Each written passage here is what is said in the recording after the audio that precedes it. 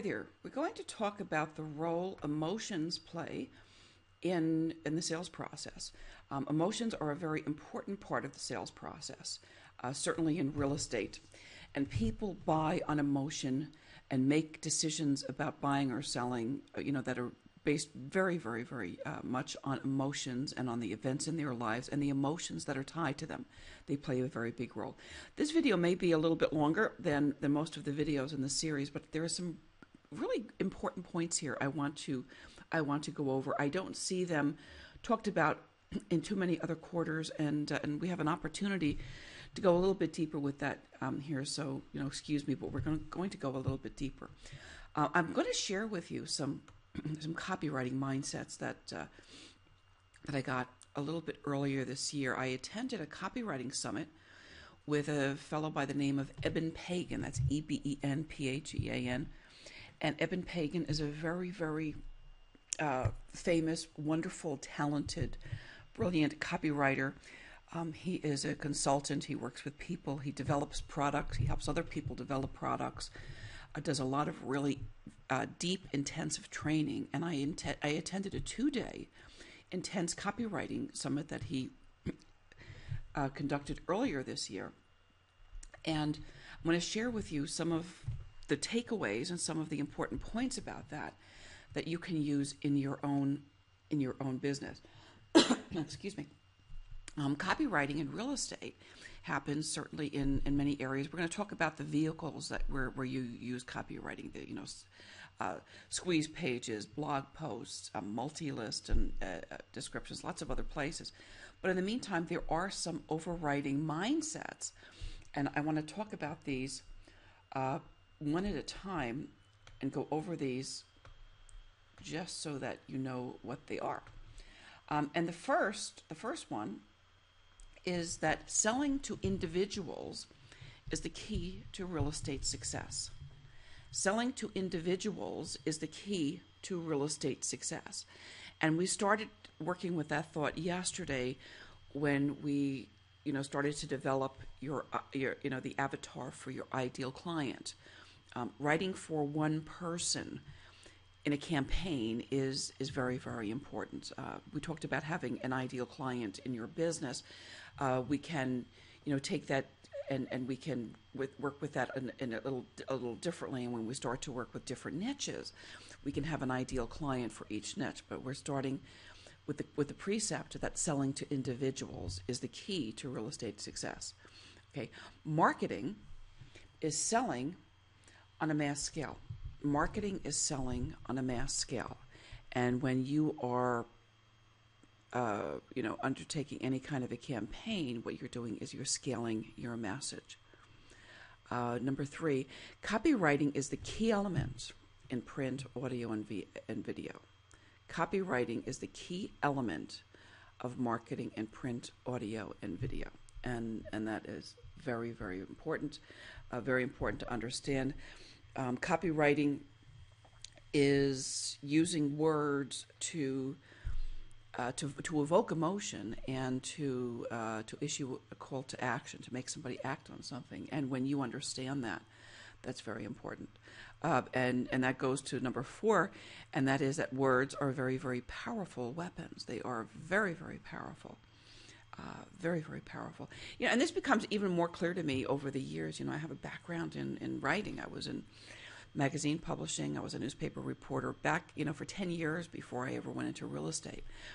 And a lot of this work that I'm doing around copywriting, is the basis of lots of ahas in my life, because literary writing is very, very different than copywriting.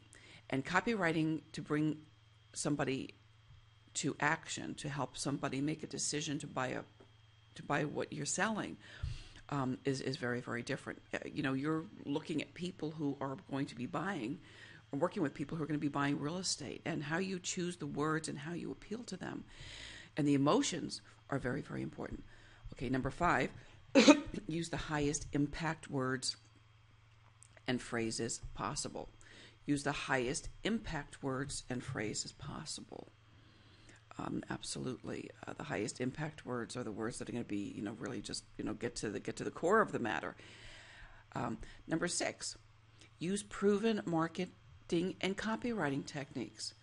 There are techniques that work better than other techniques. There are ways of creating a sales page or a lead page, a squeeze page, and collecting names that are better than others.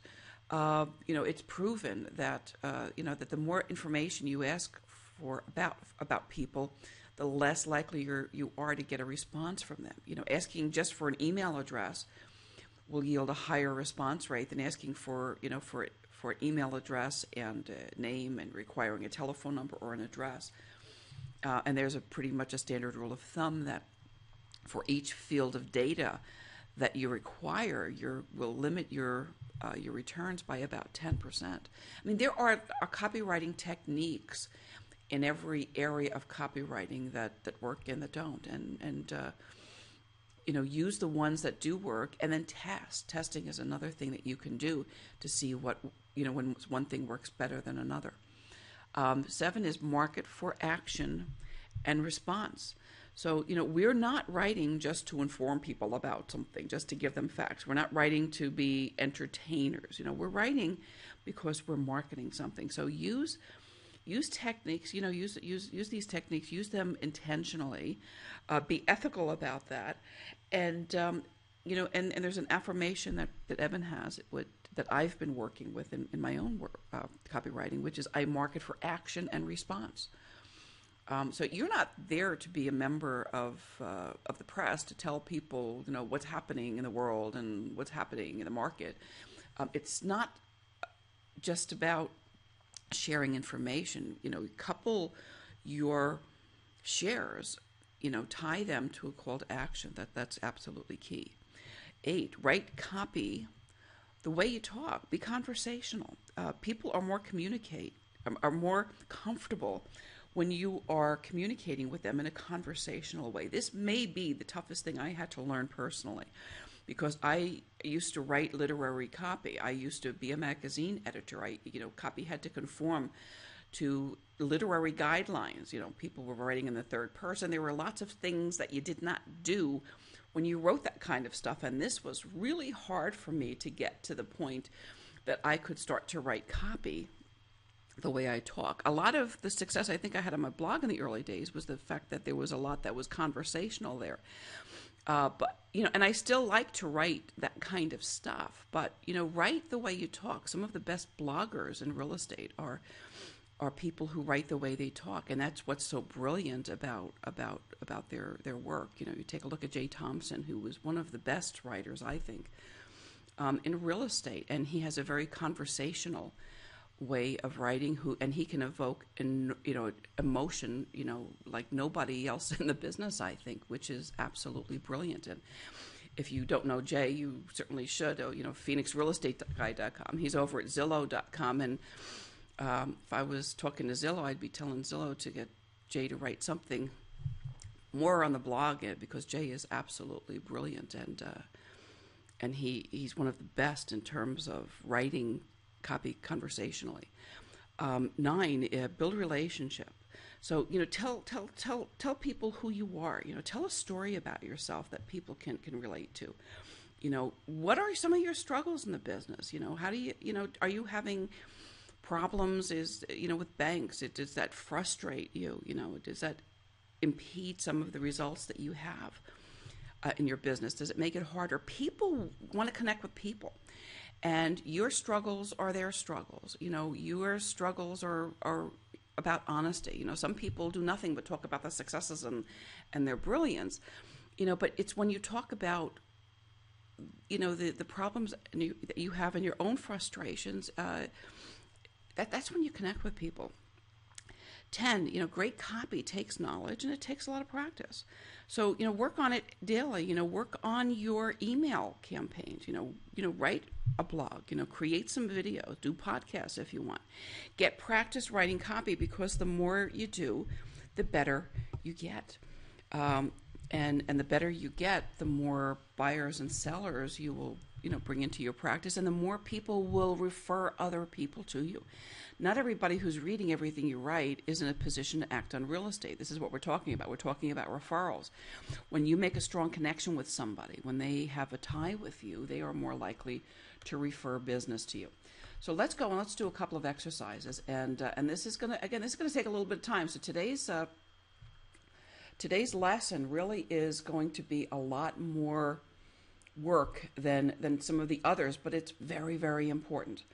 I've got a sheet of paper for you here, and the first thing I want you to do is I want you to list the fears and frustrations of the people in your ideal client. So go back to your ideal client and list all of the fears and frustrations that are attached to that. I mean, I'll give you a couple of examples. All right, are your clients people who are struggling with perhaps financing issues and qualifying or credit? If that's part of the profile of your ideal client, then the fear could be that they won't qualify for a loan, and the frustration is, am I going to look for a house and do all of this work and not be able to get that? And those could be the fears and frustrations.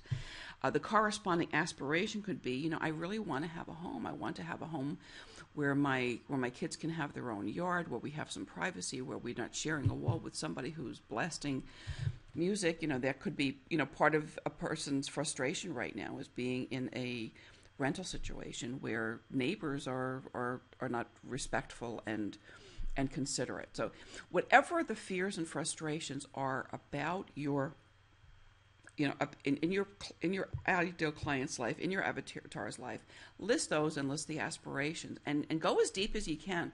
Try to get 20 fears and frustrations. Try to get 20 aspirations of the stuff that person wants in their life, and tie as much of that to your business as possible, and see where you go with that. And then, take some of the abstract ideas that you're working with and that you talk about in your business, and try to turn them into tangible results. So if you are offering information right now, and part of what you do is you offer information and checklists and so forth about financing facts, then that's an abstract idea, financing facts. But what the tangible result of that is actually getting approved for a loan. You may have people who who want to know what it takes to get beyond credit issues, blah blah blah. And that could be an abstract idea, but a tangible result could be, that you can get that person into an underwriter's mind and get get the deal approved. So work with some of that. This may be a little bit different than what you're used to doing. I think it's a really good exercise. Really, I think if you spend some time with this and wrap your brains around that will be something meaningful for you, and that will help you connect with more people. That's what we're here for. And this is really, really key. This really gets to the root of what we're doing. So good luck with that. If you have any questions about that, pop me an email. I'm around. Send me an email. I'll get back to you in 24 hours or 48 hours or whatever. It depends. If I'm teaching, I can't get back. But if you have some questions about this, let me know. The other thing is that a lot of this material that we're sharing in the membership site is material that I'm also sharing over on the blog. And there's a community that we can build if you like. And if you have some thoughts about the way this works or questions, if you go to the corresponding blog post and share those thoughts and suggestions in the comments, we can kind of, we can work with that as a vehicle also. And I'm including the corresponding blog post link in the membership site so that you can do that. So there you go. Get to work. Download that sheet, and we will see you in the next video.